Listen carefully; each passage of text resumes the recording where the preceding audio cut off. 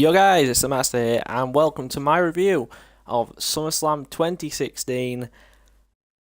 And it's a bit of a mixed one, really. It was a bit of a mixed bag this year, this SummerSlam. I got most of the predictions right, if you guys saw my predictions video, and yeah, I mean, it was a very interesting show. With a very hostile crowd. Great start. I think a great start. Right, so we're going to kick straight into it. We started on the kickoff show, and the first match was American Alpha, the Usos, and the Hype Bros versus the Ascension, Breezango, and the Vaudevillains. I didn't actually see this match because I didn't realise the pre-show started 2 hours early. I was, in fact, still recording the predictions video because, as I said in the video, I recorded it very late. So I don't really know what to say about this match. I saw the ending. It seems like they're setting up a feud between the Usos and the American Alpha. Maybe could be some good matches, but that means they're going to set one of them heel. Probably the Usos if it's going to be one of them, because what's the point in turning American Alpha heel already? But yeah, I don't really know what to say about that match because, like I said, I didn't see it. Then we had Sami Zayn and Neville against the Dudley Boys. It was as expected, is the only thing to say about that. Neville and Zayn put a great performance in. The Dudleys put in a performance, as they always do, to their best, you know, using the classic things, using heel tactics, even though we may not. You know, they are heels, but maybe they shouldn't be heels. Let me just reposition my mic because it's producing some sort of odd noise. That should be better. But it was a good match. Great finish from the Hillhoover kick into the Red Arrow. Oh god, this has been a great start to the video.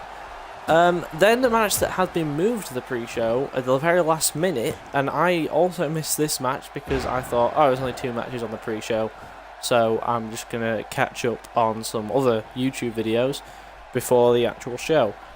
And then I turned on Twitter, and there was some things from WWE, some videos about this match.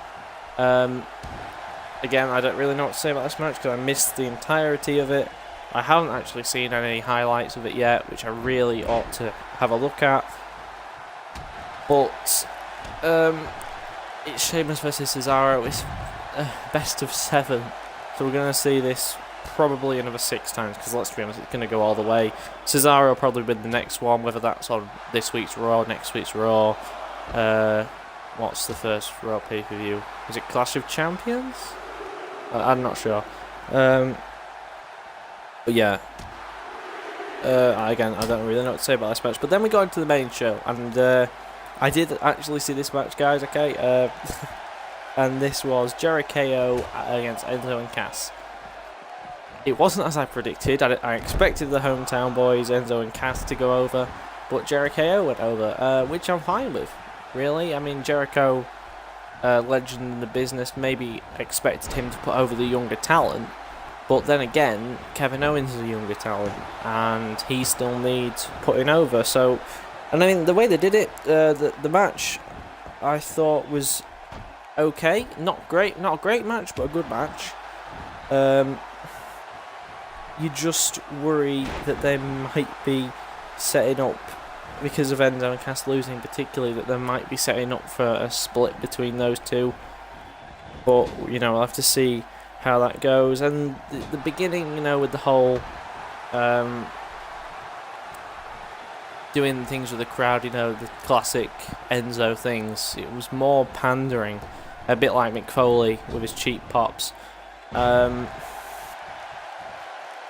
Yeah. I don't know what to say about that. We'll see probably on Raw if anything develops from that.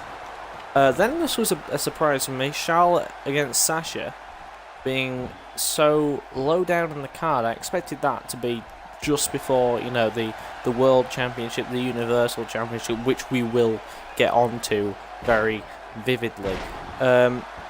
And obviously what was the main event, which shouldn't have been the main event, which was interesting. Again, we'll get onto that. Wasn't the greatest of matches. There was a fair few botches when, oh god, when Sasha got dropped on her head after her legs hit the ropes. Well, the back of her neck, really, I think it was horrifying. You know, the amount of bangs she takes and gets right back up is incredible. And then another great spot in that was the Razor's Edge into the Hurricane Rana from the top rope position.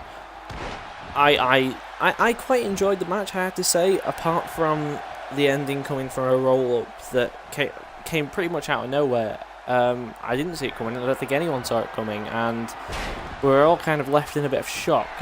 Apparently, according to some sources, Sasha picked up an injury. Well, not picked up an injury, had some niggling injuries that she's going to have to take some time off to recover from, which is slightly worrying because, you know, who is Charlotte going to face now? I was kind of hoping, you know, with the whole Charlotte was staying out there kind of gloating and stuff, I was expecting Bayley to come out. You know, she's ready for a main roster debut now after her match at NXT TakeOver against Asuka. She lost, so there's nothing else for her to do in NXT now. She's not going to get another title shot, so just bring her up already. And I suppose there's still a chance for that to happen on Raw, but we'll see. I mean, I would expect that there's going to be a new challenger, some sort of victory parade or something for Charlotte becoming the 2 times women's champion. But I mean, don't get me wrong, I'm fine with Charlotte being champion. I think everyone hoped that Sasha would hold on to it for a bit longer, but I'm sure when she comes back, and then when she comes back, hopefully Bayley will be up in the main roster with her. We'll get the 3 of them facing off, and then hopefully at some point in the near future we'll get Becky joining them for the 4 Horsewomen Fatal 4-Way match that we all want to see. Then the next match on the card was The Miz versus Apollo Crews. I have to be honest, I don't remember too much of this match. I was focusing on every other match and I missed parts of it. But the reason why was because everyone knew that The Miz was going to win. There was no way Apollo Crews was going to win. I mean, yeah, I'm sure that Apollo Crews produced a good performance, as he always does, but he's maybe not ready for a championship status just yet. So, yeah, carry on. Then we got on to, in my opinion, the match of the night. Styles versus Cena, Part 3. No interference, just the face that runs the place against, the phenomenal one. AJ and Cena pulled off a great performance for the crowd, and it is probably a match of the year candidate. There was so many. It wasn't a spot fest, but it was a proper wrestling match. Whether just by them using I don't know. I don't really know what to say about it that much, because to be honest, I'm trying to cut short these things so I can get on to the other main events. But all I'm going to say about this match is it was a great match. An odd moment near the end with the whole, and that WWE tweeted out upon about the Cena leaving his armbands in the ring. I think he was meant to have his moment, which was kind of weird because he's not retiring or anything like that. But the universe didn't really pick up on that and just doing their, being the universe, booing and John Cena sucks and things like that. But yeah, leaving the armbands in the ring was interesting. People are saying it might have something to do with The Undertaker leaving his gloves in the ring. I can't remember if that was against Shane McMahon or the other year. But I disagree with that. I just think maybe Cena's taking a hiatus. Maybe working on a movie or something like that, and he'll be back soon. Obviously, the plan is going to be for Cena to face Undertaker at WrestleMania. Everyone knows that. But I don't think that's what it was setting up to, in my opinion. We'll find out on Tuesday night. But, yeah. So then it was the tag team match. I don't really know about this, bringing Jon Stewart into it as well. It just seemed a bit of a filler, which is sad to see because it's the New Day and the club who are great as well. And then Big E coming back was good, obviously. We were all happy to see Big E come in, but we knew it wasn't really a proper injury, so I don't really know what to say about this match, other than for a match at SummerSlam, it was a bit disappointing that it ended in a DQ. But there were worse endings to matches in this card, that's fair to say. Then we had Ambrose versus Ziggler, which I found it really boring. More importantly, it was quite disappointing to see. Yeah, the way it was built up, with the whole Ziggler's promos in front of Ambrose were great. Just the way they were bringing him back to star status. But it was all really just all Ambrose. Ziggler hardly got a move in. And then the Dirty Deeds comes in and finishes the match. It was just, for a World Championship match, it was a letdown. A really big letdown. But to be fair, that is what most of the show was like, because I'm going to have to set up a new match because Cena's won, which didn't happen at SummerSlam, so skip through that while I just get on to the next bit. So the next match was what was billed as Eva Marie, Natalya and Alexa Bliss versus Naomi, Carmella and Becky Lynch. All I have to say here, as I told you guys, I said during my predictions video, right, it'll be Nikki Bella returning and she'll win the match through her new finisher that she's been teasing, and that happened. The match, however, was certainly not the greatest of matches. It was fairly misplaced. And I don't think anyone was really cared about. Everyone was happy to see her back, but no one really kind of cared, if that's fair to say.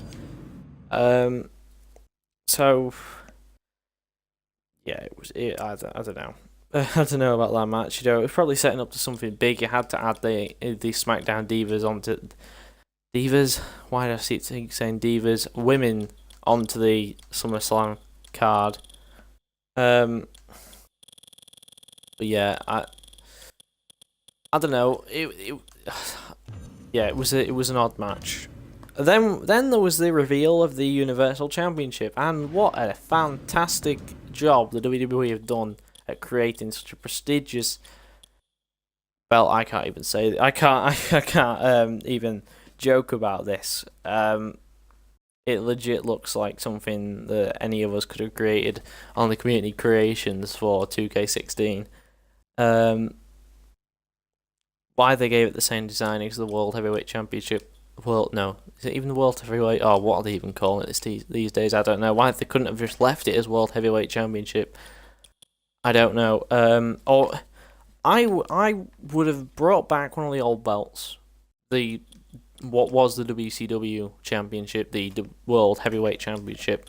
Why that wasn't brought back will just baffles me. I don't even have that belt on here, so I can't bother to even give it for a championship because that's how prestigious it is. I really, really felt sorry for Rollins and Balor though, because Brooklyn, the crowd was just showing their hatred for that belt, and boos were ringing around the arena, and yeah, it just annoyed me. I mean, people also, I was reading beforehand, people were annoyed at Balor, you know, saying he's getting shoved down our throats like Roman Reigns. But the thing about Balor is he deserves this. No one liked Roman. No offense to him, I mean, he's a great wrestler, but no one respected him as much as people respected Finn Balor. Look at his time in NXT. Look at what he proved. He deserves this. He deserves to be the face of the WWE. There is a worry that he could be injured. There was some sort of shoulder injury that I was reading upon, which we'll probably find out more as the day progresses. So hopefully that's not too bad, because he, in my opinion, deserves this. For those of you who don't know, as I was saying, I don't think I've said this yet, but Balor went on to win. I thought it was a pretty good match. A lot of people didn't enjoy it. You know, Balor winning it with coup de grace was great. It was a really good feel-good moment, even though the championship was terrible. It's still the main championship on Raw at the end of the day. You've got to think of it like that. What annoyed me, though, was next on the card was Reigns versus Rusev. Why this was so high on the card, above the both main championship matches, it is absolutely stupid. And the way it ended, the way the match, it wasn't even a match. It wasn't even a match. It was, you know, a fight, couple of chair shots, referees taking Roman to the back. He comes back out, he spears Rusev, segment over. No match because Rusev was unable to compete. It felt a bit rushed. It felt as though they didn't really care, and for me, it didn't work and was a bit odd. that was the whole theme of the pay-per-view, I think. Oddness. It was just terrible. Then the main event, Lesnar versus Orton, was as expected. Lesnar dominating. You know, Orton got a few moves in there, but it was completely, fully Lesnar who was in control for the entirety of the match. And then we got near the end, which people are still trying to work out whether this was a work or whether this was Lesnar going off script. I think it was probably just a work by the by the WWE, but very odd to make him bleed. Whether he meant it to be that severe, I don't know. With the elbows to the head, Orton was bleeding everywhere. It was quite horrible. It felt more like the Attitude Era again. Whether Lesnar had forgot this was a PG show, I don't know. I don't care, because it shouldn't be a PG show in my opinion. But it was a bit much, particularly with kids in the audience. And then Shane came down after it was deemed that Lesnar won by TKO. Shane came down and got an F5 himself, and that was it. And for SummerSlam, the biggest event of the summer, to have such odd, confusing matches, the debut of a horribly designed new main title, only one standout performance. It was a letdown. I personally thought WrestleMania was a great pay-per-view. Some people disagree with me there. I really enjoyed that. But this was just just terrible. When you compare it to the main event of Payback, the Shield triple threat, or the main event of Money in the Bank, Lesnar, Rollins versus Reigns, and then Ambrose cashing in. This did not even slightly compare to how bad this was. This just, yeah. I mean, I hope that Raw and SmackDown this week will be able to salvage that. You'll probably be seeing this SummerSlam review after Raw by the time I get it up there, but I'm going to try and make sure that Raw gets put up on Monday as well, and then I can upload SmackDown Live on Tuesday, so we're not that far behind. But anyway, guys, please tell me what you thought of SummerSlam down below, and tell me what you thought of the video. It is maybe a bit harsh towards the pay-per-view, but that's just how I felt. As we're seeing on the thing now, can't take anything away from Finn Balor and Seth Rollins. They did put out a fairly good performance, even through the booing and things like that. And I just hope and pray that Balor is not too badly injured and that he will still be able to compete, because what a shame that would be for someone that's come up through the ranks. His parents were there last night and things like that. I really hope that he is going to be alright, and, well, I guess we just have to see. I guess we just have to see what SummerSlam is actually going to have knock-on effects for Raw and SmackDown. I personally, like I say, I didn't enjoy it. It felt a bit odd. It didn't feel like SummerSlam. But yeah, anyway, guys, thank you for watching the video. If you stuck this long into the video, please leave a like and tell me in the comments. But anyway, thank you guys for watching the video. Until next time, I've been the Master, and I'm out. See you guys.